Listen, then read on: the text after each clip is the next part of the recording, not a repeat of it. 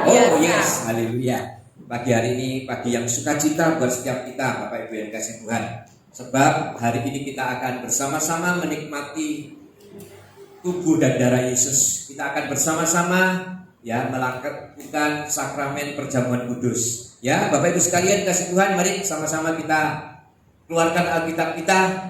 Kita buka di dalam Mazmur 91 ayat yang ke-5 sampai yang ke-7 ya. Kita akan buka Alkitab kita di dalam Mazmur 91 ayat yang ke-5 sampai yang ke-7 ya. Sudah dapat Bapak Ibu yang kasih Tuhan? Ya, ayo saya Bapak Ibu bisa baca dalam hati, saya akan bacakan. Mazmur 91 ayat yang ke-5. Engkau tak usah takut terhadap kedahsyatan malam, terhadap panah yang terbang di waktu siang, terhadap penyakit sampar yang berjalan di dalam gelap, terhadap penyakit menular yang mengamuk di waktu petang. Walau 1.000 orang rebah di sisimu dan 10.000 di sebelah kananmu, tetapi itu tidak akan menimpamu. Amin. Haleluya. Ini firman Tuhan yang baru saja kita baca, Bapak Ibu sekalian, merupakan satu mazmur yang sangat-sangat menjadi favorit buat setiap kita. Ya, saya mau mengulas pada pagi hari ini tentang bagaimana sikap kita di tengah-tengah pandemi COVID-19. Ya, Bapak Ibu yang kasih Tuhan, saat ini dengan sangat sadar saya menyadari di tengah-tengah pandemi COVID-19 yang masih belum berakhir, ada banyak kekhawatiran yang tengah terjadi di antara kita. Pandemi ini memang masih terjadi, Bapak Ibu yang dikasih Tuhan. Jelas sekali terjadi. Banyak berita dan juga ada mungkin di depan mata kita yang sudah terkena, bahkan sudah dipanggil Tuhan. Ya, secara langsung ataupun tidak langsung kita bisa mendengar dan menyaksikannya, Bapak Ibu yang dikasih Tuhan. Nah, sebagai anak-anak Tuhan, haruslah kita bersikap dengan landasan firman Tuhan. Saya mau membawa Bapak Ibu sekalian supaya kita jangan salah paham, gagal paham di tengah-tengah pandemi COVID-19 ini. Kita mau menjadi anak-anak Tuhan yang benar-benar punya sikap yang baik dan tepat, yang mutlak kita ambil ketika ada di tengah-tengah pandemi COVID-19. Saya mau setiap kita benar-benar mau melakukan seperti yang Tuhan ajarkan pada pagi hari ini. Kita akan sama-sama mengetahui sikap yang bagaimana yang harus kita lakukan. Tentunya sebagai orang-orang percaya, kita tetap mengandalkan Tuhan. Sebagai orang-orang yang sudah dipanggil dan dipilih, kita tetap mengutamakan Tuhan. Dan di dalam mengandalkan Tuhan, kita juga mengandalkan tuntunan daripada Tuhan lewat firman Tuhan yang ada di dalam Alkitab. Kita akan sama-sama berjalan melalui pandemi COVID-19 ini bersama dengan Tuhan. Nah, sebetulnya Bapak Ibu yang dikasih Tuhan, sadar atau tidak sadar, sebenarnya selama kita hidup, hal-hal yang seperti ini akan bisa terjadi. Hal-hal yang bagaimana saudara? Yang mengkhawatirkan, yang menakutkan, yang membingungkan, yang mengancam. Sebelum COVID-19 pun sebetulnya hal ini juga sudah terjadi. Setiap saat kita ini selalu ada yang namanya roh-roh seperti ini saudara, yang memang sengaja ditanam dan disebarkan oleh iblis. Dan saya mau katakan lagi, sebelum dan saat pandemi, hal-hal yang mengkhawatirkan, menakutkan, membingungkan ini sebetulnya sudah diperhadapkan di depan kita. Sudah ada di depan kita. Memang saudara, kedahsyatannya kelihatan sekali saat-saat pandemi ini, yang sangat luar biasa. Ini puncak-puncaknya saudara. Memang saat-saat seperti ini bisa terjadi, saya katakan saudara, tanpa pandemi COVID-19 pun sebetulnya hal-hal yang menakutkan, hal-hal yang mencemaskan, hal-hal yang membingungkan sedang ditabur oleh iblis kepada setiap kita, sedang dicurahkan oleh iblis, ya. Dan ini saya katakan adalah hal-hal yang negatif yang memang dipakai oleh iblis sebagai kendaraan untuk membuat setiap kita menjadi pribadi-pribadi yang takut, bimbang, cemas, ataupun khawatir. Saya mau berkata seperti ini bukan berarti saya merendahkan atau saya menganggap hal yang sepele pandemi COVID-19 ini. Tetapi saya mau katakan kepada Bapak Ibu sekalian, janganlah sampai kita menjadi pribadi yang terlalu berlebihan, merasa ketakutan, akhirnya kita tidak melakukan kegiatan apapun yang seharusnya kita akan lakukan. Tetap kita sebagai orang percaya harus mengandalkan Tuhan. Nah, sikap kita bagaimana saudara? Seperti tadi saya katakan, hal-hal yang menakutkan, membingungkan, mencemaskan, yang membuat kita bingung, khawatir, ini semua kan adalah hal-hal yang negatif. Hal-hal yang negatif. Nah, sikap kita sebagai orang percaya, ya, sebagai orang yang mengaku Yesus sebagai Tuhan, kita harus tahu memang bahwa aura negatif ini atau hal yang negatif ini akan membuat sikap kita pun menjadi negatif. Oleh sebab itu, sebagai anak Tuhan yang mengandalkan Tuhan dan tuntunan lewat firman Tuhan mengajarkan kepada setiap kita supaya mengambil sikap yang positif, saudara. Jangan diambil negatifnya terus. Kita harus punya sikap yang positif, yang artinya orang percaya harus bersikap positif di dalam segala hal. Nah, sekarang kita lihat saudara, di dalam firman Tuhan yang ada di dalam Yosua 24 ayat yang ke-17. Ayo kita buka Yosua 24 ayat yang ke-17. Karena hal ini pun pernah dialami oleh bangsa Israel. Dan ini menjadi contoh yang hidup buat setiap kita, supaya kita benar-benar mengerti bagaimana sikap kita sebagai orang percaya. Ya, Yosua 24 ayat yang ke-17. Demikian firman Tuhan.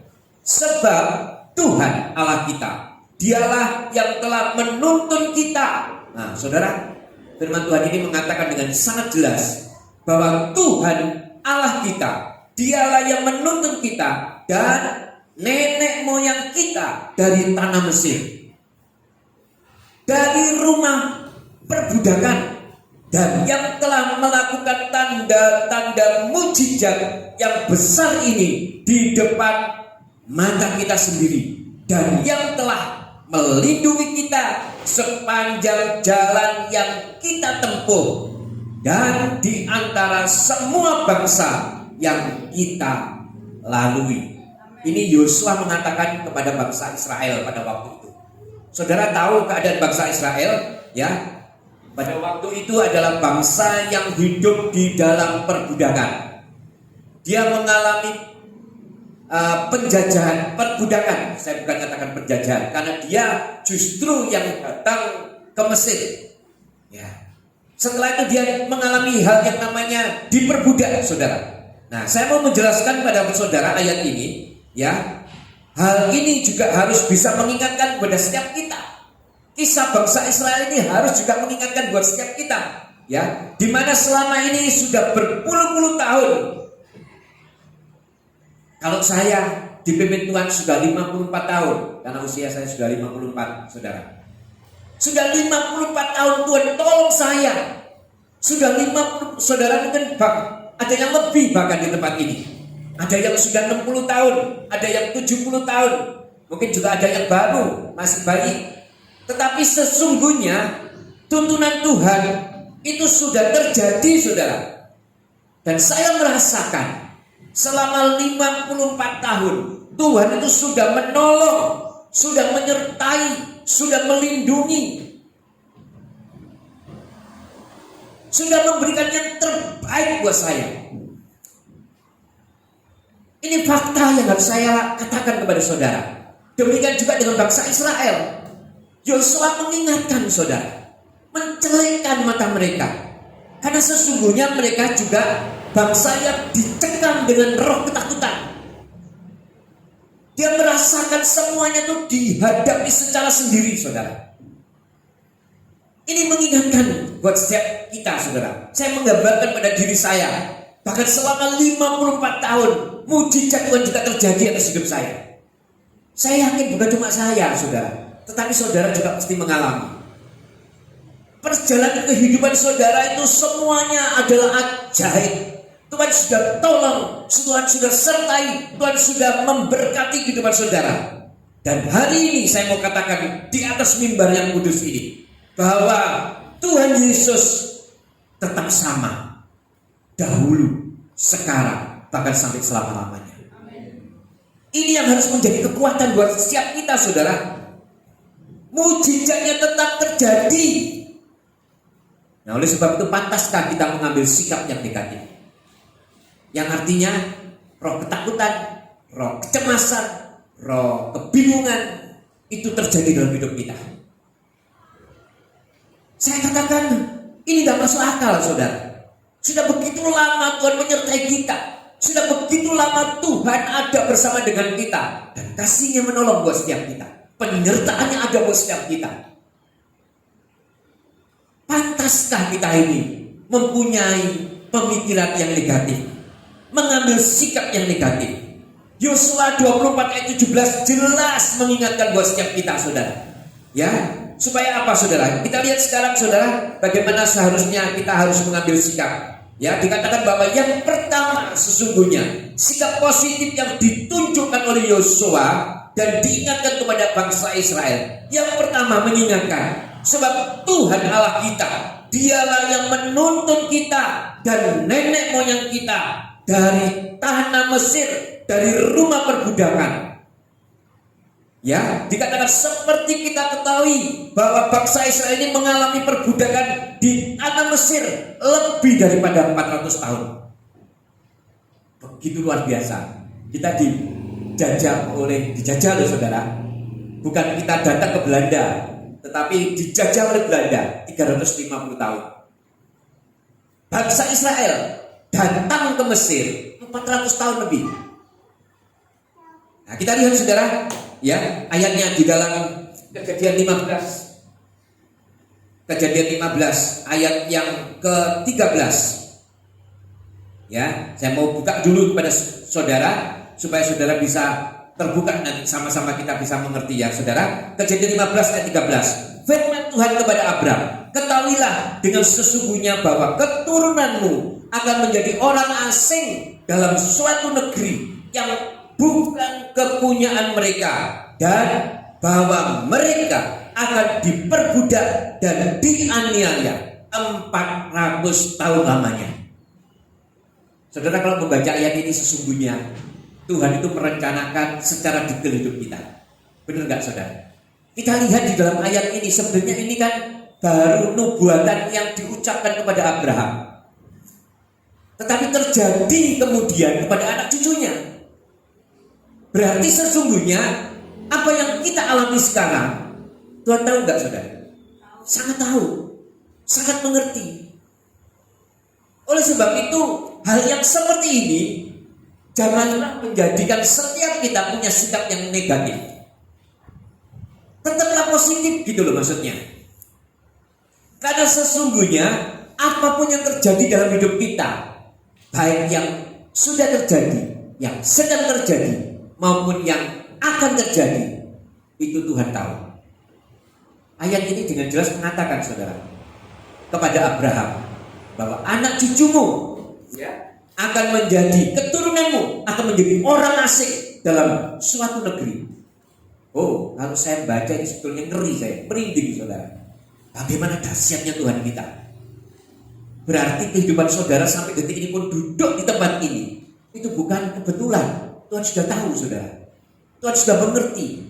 Tuhan sudah tahu perjalanan kehidupan saudara. Bangsa Israel juga mengalami hal seperti itu, saudara. Bahkan dikatakan dari tanah Mesir pun akan mengalami suatu perjalanan ke suatu negeri perjanjian, yaitu tanah Kanaan. Selama berapa, saudara? 40 tahun. Kita lihat, saudara, di dalam Bilangan 14 ayat yang ke-33. Bilangan 14 ayat 33. Nah, dikatakan begini, dan anak-anakmu akan mengembara sebagai pengembala di padang gurun 40 tahun lamanya, dan akan menanggung akibat ketidaksetiaan sampai bangkai-bangkaimu habis di padang gurun. Oh, ngeri, saudara. Ternyata memang hal itu bisa terjadi karena apa? Karena ulah dari bangsa Israel sendiri. Pandemi COVID-19 ini pun seperti itu, saudara, sesungguhnya. Itu terjadi juga karena ulah manusia sendiri. Bangsa Israel sudah sangat jelas kenapa ketidaksetiaan mereka, sehingga mereka mengalami hal itu. Ketidaksetiaan mereka membuat mereka berputar-putar dalam perjalanan menuju Kanaan, padahal sesungguhnya kalau mau berjalan itu tidak selama itu, saudara. 40 tahun berputar-putar di padang gurun. Bayangkan, saudara, kalau saudara mengalami penderitaan selama 40 tahun berputar-putar di padang gurun. Padang gurun itu bisa juga bisa berbicara tentang mungkin keadaan ekonomi saudara. Mungkin bisa juga berbicara tentang sakit penyakit saudara, keadaan kita. Mungkin juga bisa berbicara tentang persoalan masalah saudara. 40 tahun dibawa berputar-putar, bagaimana rasanya, saudara? Saya percaya hal ini akan membuat kita menjadi pribadi-pribadi yang lelah, yang capek. Tapi sesungguhnya itu bisa terjadi karena apa? Firman ini mengatakan karena ketidaksetiaan mereka. Oh, saudara, ini firman Tuhan pagi hari ini agak keras, saudara. Saya minta saudara bisa menerima, karena ini demi kebaikan saudara. Karena ketidaksetiaan mereka, saudara. Nah, saudara bisa bayangkan, karena begitu lama bangsa Israel mengalami penderitaan, bahkan saya yakin mereka itu pasti sudah lupa akan jati diri mereka. Karena begitu lama, saudara, 400 tahun ditambah 40 tahun, ya hampir 500 tahun mengalami penderitaan, terus penderitaan. Saya rasa mereka pasti akan lupa jati diri mereka. Mereka akan lupa siapa sebetulnya dia. Kita waktu dijajah oleh bangsa Belanda 350 tahun, banyak yang sudah lupa, saudara, kan? Mereka akhirnya ngomong juga ya, banyak yang lupa, bahasanya banyak yang lupa. Sampai ada Holland Spreken, orang-orang akhirnya juga seolah-olah melupakan jati diri dia, kalau sesungguhnya dia orang bangsa Indonesia, orang pribumi, tetapi dia seolah-olah menjadi orang seperti orang Belanda. Bangsa Israel juga seperti itu. 405 tahun lebih dia lupa jati dirinya dia. Dia lupa siapa dia. Saya mau buka kepada saudara siapa sesungguhnya dia. Sesungguhnya dia adalah umat pilihan Tuhan. Sesungguhnya dia adalah umat ketebusan Tuhan, umat yang dikasihi Tuhan. Nah, kita lihat di dalam Ulangan 7 ayat yang ke-6. Ulangan 7 ayat yang ke-6. Demikian firman Tuhan. Sebab engkaulah umat yang kudus bagi Tuhan. Oh, ini bangsa Israel, saudara. Sesungguhnya sebab engkaulah umat yang kudus bagi Tuhan Allahmu. Engkaulah yang dipilih oleh Tuhan Allahmu dari segala bangsa di atas muka bumi untuk menjadi umat kesayangan. Ini jati diri bangsa Israel sesungguhnya. Inilah sesungguhnya bangsa Israel. Tetapi mereka lupa. Mereka tidak tahu buktinya mana. Seperti tadi saya katakan, mereka tidak setia kepada Allah mereka. Mereka tidak menurut, mereka tidak mengasihi Allah mereka. Padahal sudah sangat jelas kalau dikatakan bahwa Allah yang menjadikan bangsa Israel umat pilihan. Ini yang harus kita ketahui, saudara. Karena alasan khusus, yaitu karena Yesus Kristus, maka bangsa Israel ditetapkan sebagai umat pilihan Tuhan. Setelah manusia Adam dan Hawa jatuh ke dalam dosa, Allah menjanjikan Mesias. Nah, kita perhatikan, saudara, Mesias itu lahir dari keturunan Abraham. Dari keturunan Abraham, Ishak dan Yakub. Ya, untuk karya ketebusan. Oleh sebab itu, bangsa Israel layak disebut sebagai umat pilihan. Nah, sekarang kita bagaimana, saudara? Saudara dan saya bagaimana? Saudara dan saya adalah Israel rohani. Saudara perhatikan yang saya katakan. Saudara dan saya sesungguhnya juga adalah Israel rohani. Karena hari ini saya katakan, karena banyak yang mengatakan kalau sesungguhnya Mesias itu cuma untuk bangsa Israel dan kita bangsa Indonesia tidak punya hak. Tetapi saya buka kepada saudara, pernyataan itu adalah salah. Kita inilah Israel rohani. Kenapa itu terjadi? Ayo kita buka di dalam 1 Petrus 2 ayat yang ke-9. Nah, ini yang dikatakan di dalam Petrus, ya. 1 Petrus 2 ayat 9. Demikian, tetapi kamulah bangsa yang terpilih. Amin enggak, saudara? Amin. Ya, imamat yang rajani, bangsa yang kudus, umat kepunyaan Allah sendiri. Supaya apa, saudara? Supaya kamu memberitakan perbuatan-perbuatan yang besar dari Yesus yang telah memanggil kamu keluar dari kegelapan kepada terangnya yang ajaib. Kita pun juga dulu bangsa Israel yang mengalami perbudakan.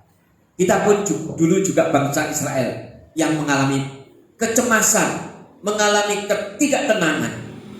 Sebelum Tuhan menebus kita, sebelum Tuhan memanggil kita, kita hidup di dalam kegelapan. Sebelum Tuhan mengambil kita dan kita meresponi, ya Tuhan, aku mau, aku anak ketebusan, aku mengaku Engkau sebagai Tuhan dan Juru Selamatku. Ketika kita mengatakan aku mengaku Engkau sebagai Tuhan dan Juru Selamatku, sesungguhnya kita sudah dipindahkan oleh Tuhan dari kegelapan menuju terangnya yang ajaib. Yang artinya apa? Kita sudah dimerdekakan sebetulnya, saudara. Kita sudah dimerdekakan dan sudah dijadikan sebagai umat pilihan, sebagai umat yang memang dikhususkan, sebagai umat yang memang harus setia, yang harus mengasihi. Karena kenapa? Karena Tuhan sudah memindahkan kita, loh, saudara. Bayangkan kalau saudara dan saya masih hidup di dalam kegelapan, kita tidak tahu keselamatan. Kalau sudah dikatakan pasti selamat gak kamu? Oh, belum tentu. Karena kan kita masih hidup di dalam kegelapan. Tetapi ketika kita sudah mengaku Yesus sebagai Tuhan dan Juru Selamat kita, kamu percaya, sangat percaya, dan aku mengaku aku sudah dibaptis, maka Tuhan pindahkan kita dari kegelapan menuju terangnya yang ajaib. Ketika saudara ditanya, pasti kamu selamat? Pasti. Pasti kamu masuk surga? Pasti. Karena surga memang sudah dijaminkan buat setiap kita. Hanya kita yang bisa mengatakan seperti itu. Ya, aku pasti masuk surga. Bukan sombong, saudara. Bukan takabur. Tapi itu janji Tuhan. Itu adalah kegenapan firman Tuhan. Dan itu harus saudara ketahui. Nah, oleh sebab itu, ketika kita sudah menjadi umat pilihan, hendaklah kita punya pemikiran yang positif. Jangan punya pikiran yang negatif. Aura yang negatif itu kita buang bersama. Saya akan jelaskan nanti di akhir khotbah saya tujuan daripada firman yang Tuhan berikan di dalam hati saya. Saya mau katakan kepada saudara dengan sungguh-sungguh sikap yang positif inilah yang harus kita ambil, saudara. Sebab kita ini adalah imamat rajani, umat yang terpilih, bangsa yang kudus. Dan istimewanya, kita adalah umat kepunyaan Tuhan sendiri.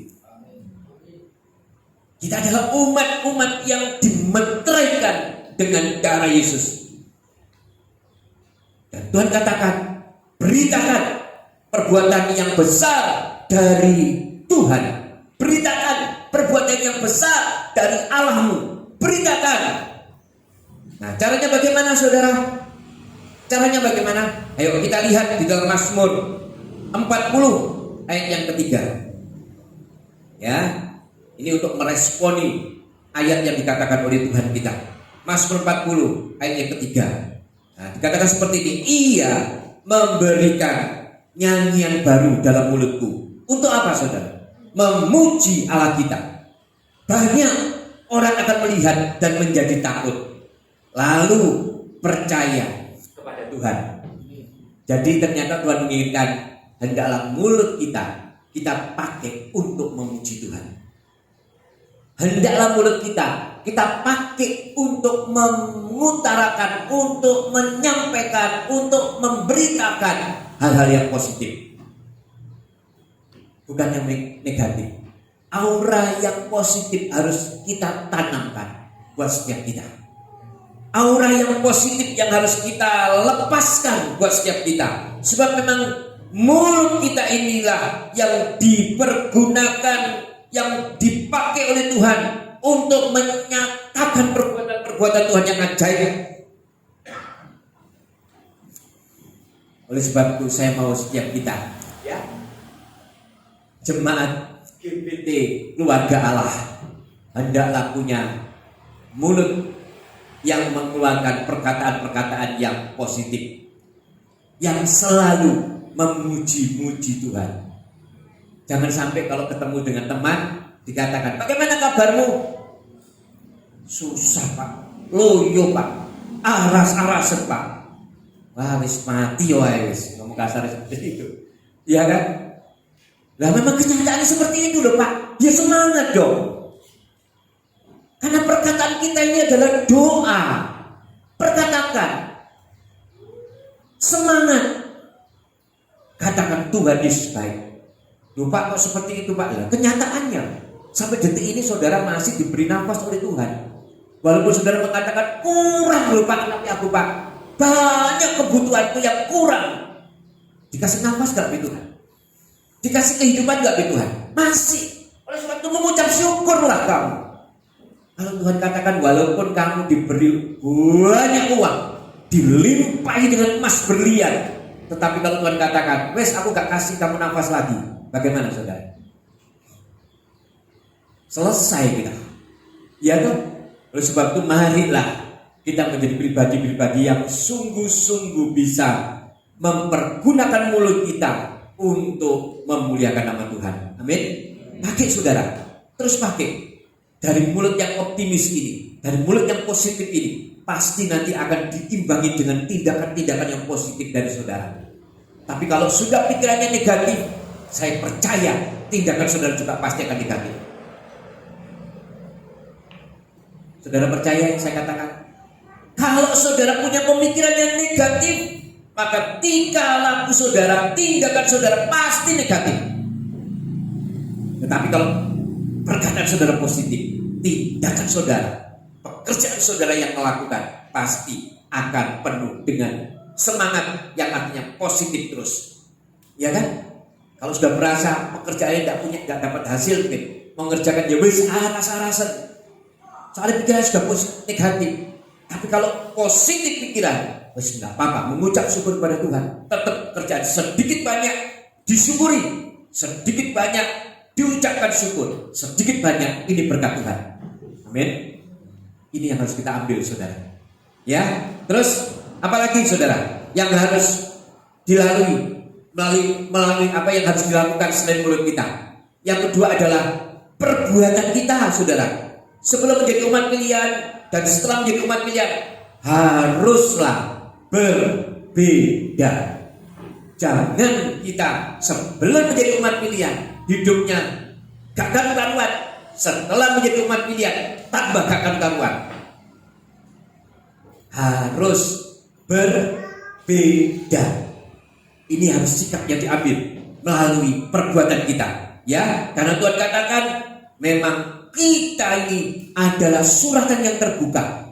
yang menjadikan setiap orang bisa melihat kita, terang kita kepada setiap yang lain. Ayo kita lihat di dalam Matius 5 ayat 16. Matius 5 ayat yang ke-16, demikian firman Tuhan.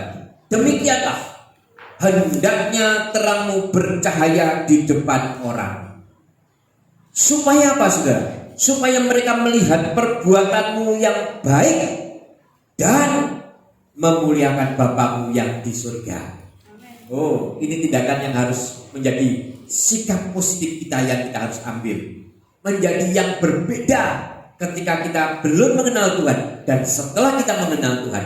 Sebelum kita mengenal Tuhan, kita mungkin menjadi orang yang pelit, kikir, menjadi orang yang perhitungan, menjadi orang yang gampang marah, menjadi orang yang gampang sekali mengata-ngatai dengan mulut yang tidak baik. Tetapi setelah kita menjadi umat pilihan, hendaklah kita mengutarakan hal-hal yang baik. Sebab dikatakan di dalam firman ini bahwa kita ini harus bersinar. Ini perkataan Yesus sendiri loh, saudara, yang di dalam Matius 5 ayat 16 ini. Ini yang Tuhan Yesus katakan secara khusus buat setiap kita. Hendaklah terangmu bercahaya di depan orang. Yang artinya apa? Yang artinya saudara harus tetap berbuat baik. Kalau orang itu tidak baik, bagaimana sikap kita? Ya tetap berbuat baik. Kalau orang itu menyakiti, bagaimana sikap kita? Ya tetap berbuat baik. Kalau orang itu melukai, bagaimana sikap kita? Ya tetap berbuat baik. Ya, karena ini perkataan Tuhan. Ya, tapi angel Pak, susah Pak. Mau melakukan lu susah Pak. Praktek saudara. Kalau saudara mau terang, saudara bersinar ya lakukan. Tetapi kalau saudara mengatakan, wah wis enggak wis biar redup aja, ya repot. Berarti saudara masih belum dipindahkan dari kegelapan menuju terang yang ajaib. Ini yang harus kita lakukan. Nah sekarang sikap positif yang kedua yang diingatkan Yosua. Yang pertama tadi diingatkan saudara ya, bahwa Tuhan itu adalah Tuhan yang menuntun dan yang menyertai kita, nenek moyangnya. Dan yang kedua dikatakan sikap positif yang kedua yang diingatkan oleh Yosua di dalam Yosua 24 ayat 17 itu mengingatkan bahwa mujizat yang besar yang dilakukan Allah itu sudah terjadi. Dan pada hari ini pandemi COVID-19 ini, saya percaya mujizat pun pasti juga akan terjadi. Saya mengatakan seperti ini bukan mengajak saudara untuk menjadi pribadi-pribadi yang ngawur, yang tanpa perhitungan di dalam menghadapi pandemi COVID-19. Tapi mau Tuhan menginginkan buat setiap kita, supaya kita mengambil sikap yang positif, yang benar-benar harus kita lakukan. Dengan cara bagaimana? Dengan tidak menjadi orang yang paranoid, yang takut berlebihan, saudara. Kita semua harus tetap menjadikan prokes di dalam hidup, di dalam setiap perjalanan kita sekarang. Kalau sudah tahu ada pandemi, ya harus kita menggunakan prokes yang pemerintah sudah tetapkan. Bukan berarti setelah saudara mendengar firman ini, saudara akan mengatakan, wah wis aku punya sikap yang positif. Ke pasar, saudara tanpa masker, ya kan? Tanpa jaga jarak, ngawur. Setiap orang salaman, ya wis salaman, rangkul-rangkulan, gak cium-ciuman, pipi kanan kiri. Nah ini tidak benar. Bukan itu yang dimaksud firman Tuhan pada pagi hari ini. Tetapi yang Tuhan katakan, tetaplah lakukan kegiatanmu tanpa takut, tetapi jaga dengan baik. Jangan sampai ke pasar berani, ke gereja tidak berani. Ke pasar berani, ke mal-mal berani, ke tempat-tempat kerumunan berani, tetapi beribadah tidak berani. Banyak kejadian seperti ini, saudara. Saya punya teman di Surabaya, sejak pandemi sampai sekarang belum pernah beribadah. Saya mau katakan kepada saudara, sejak pandemi sampai sekarang belum pernah beribadah. Dan saudara perlu ketahui, orang yang tidak beribadah tetap berbeda. Ketika ketemu auranya, suasananya, cara ngomong, semuanya berbeda. Karena sudah dikuasai dengan aura negatif. Oh jangan dong, sekarang bahkan sudah bermutasi. Mutasi dengan cara cuma dengan udara bisa. Waduh, memang bisa terjadi. Tetapi hendaklah kita sebagai orang percaya juga bisa punya hikmat Tuhan, menjaga. Makanya saya ngomong, kalau di gereja kita, usahakan kita tetap pakai masker. Lakukan prokes yang pemerintah sudah kerjakan.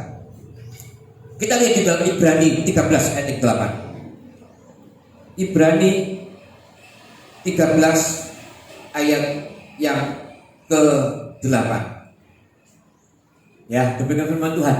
Yesus Kristus tetap sama, baik kemarin maupun hari ini dan sampai selama-lamanya. Ini artinya apa, saudara? Mujizat itu juga tetap ada. Dulu ada mujizat, saudara. Bangsa Israel dikeluarkan dari tanah Mesir, mengalami banyak mujizat. Ya, saudara ya. Sekarang pun juga tetap ada mujizat. Sebab apa? Sebab Tuhannya sama. Sebab Tuhan itu sama. Dulu, sekarang, dan selama-lamanya. Sama. Tuhannya tidak bermutasi, saudara. Dia tetap punya kuasa. Dia tetap punya mujizat. Saya mau saksikan kepada saudara. Mungkin saudara juga sudah pernah mendengar. Ketika anak saya terkena COVID-19, saya secara pribadi dengan istri hancur hati saya, saudara. Kok bisa?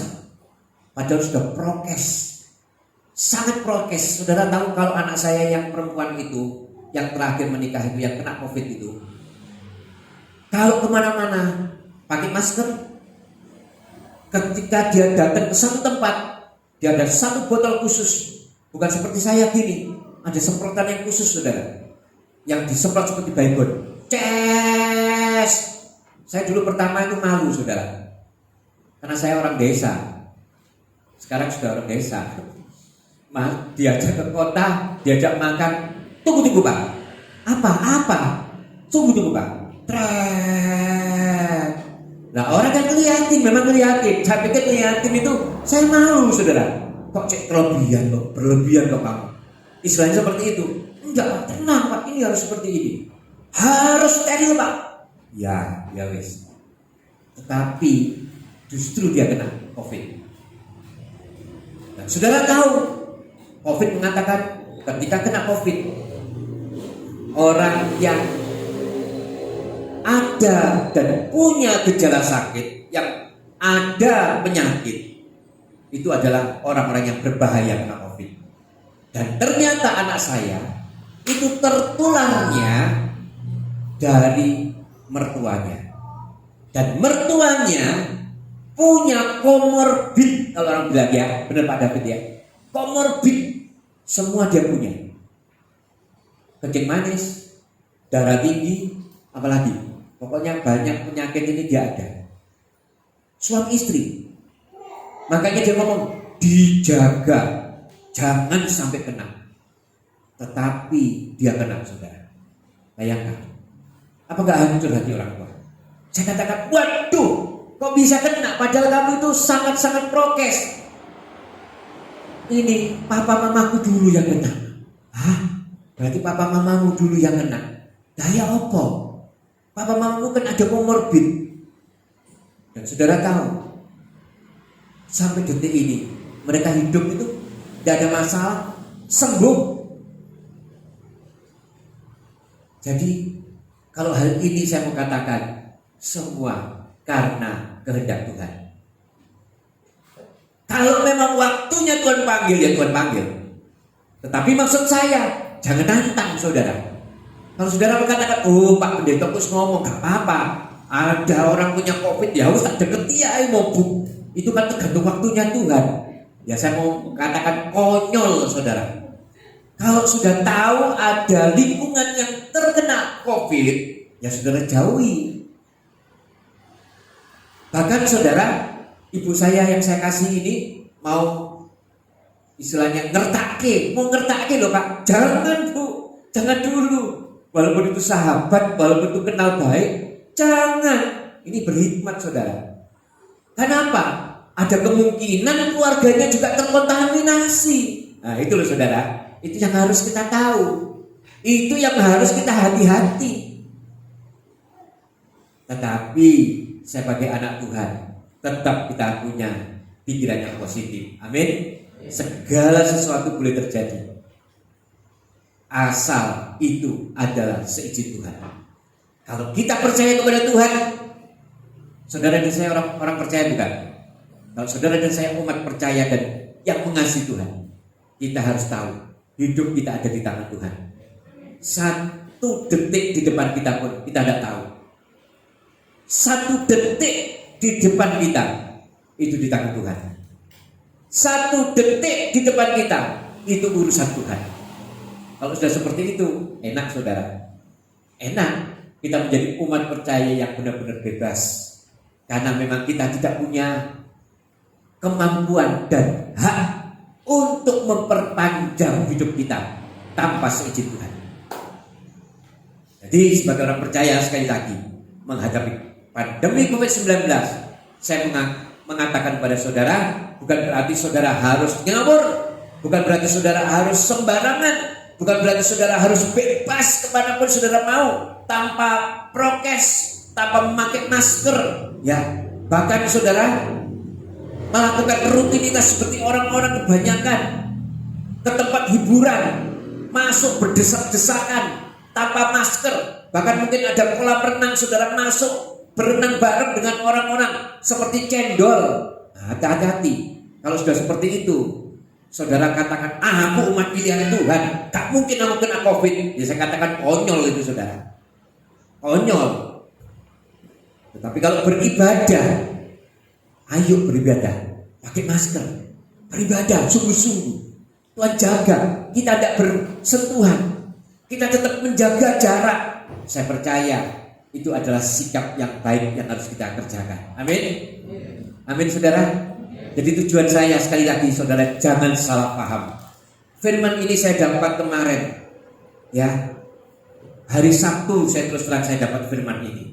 Saya mau katakan sebetulnya saya mau bawakan yang lain, tapi Tuhan mengarahkan saya untuk mengatakan ini. Saya tidak tahu hari ini juga saudara mendengarkan.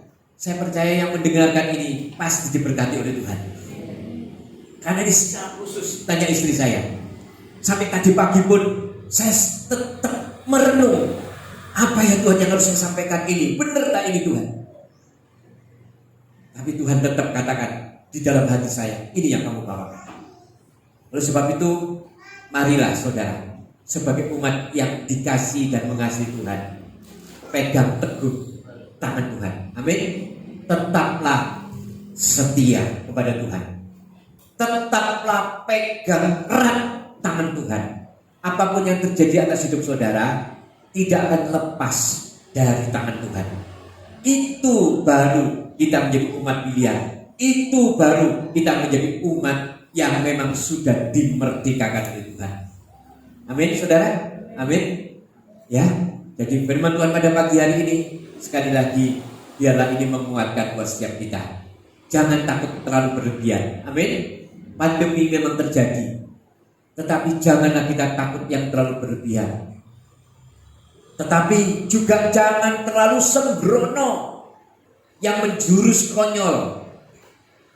Perhatikan prokes, minta hikmat Tuhan supaya yang kita lakukan benar-benar menjadi pribadi yang hidup bebas tetapi tetap berhikmat dengan hikmat daripada Tuhan. Ya, saudara. Jadi ini yang saya katakan dan menjadi firman kita, sikap kita tetap, ya. Saya mau jelaskan kepada saudara. Jadi banyak hal yang sudah dilakukan oleh Tuhan sampai detik ini. Buktinya sampai detik ini saudara tetap diberikan kesehatan dan kehidupan, dan tuntunan Tuhan tetap ada. Ya, kalau dulu Tuhan sudah tolong saudara, kalau dulu Tuhan sudah memberikan mujizat kepada saudara, sekarang pun mujizat tetap ada. Asal saudara percaya, mujizat tetap ada. Dan sikap kita sebagai orang percaya, jangan takut yang berlebihan. Tetap memakai hikmat Tuhan dan tetap menjaga protokol kesehatan atau prokes. Dan yang penting saudara perhatikan, yang penting tetap andalkan Tuhan, utamakan Tuhan. Ketika sikap itu saudara ambil, saya percaya saudara akan menjadi bangsa Israel secara rohani yang baru, yang sudah dimerdekakan dan hidup di dalam berkat Tuhan.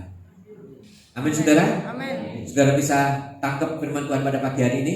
Amin. Saya percaya ini akan memberkati kehidupan saudara. Saudara tutup Alkitab, kita akhiri firman Tuhan. Saya undang pemain musik.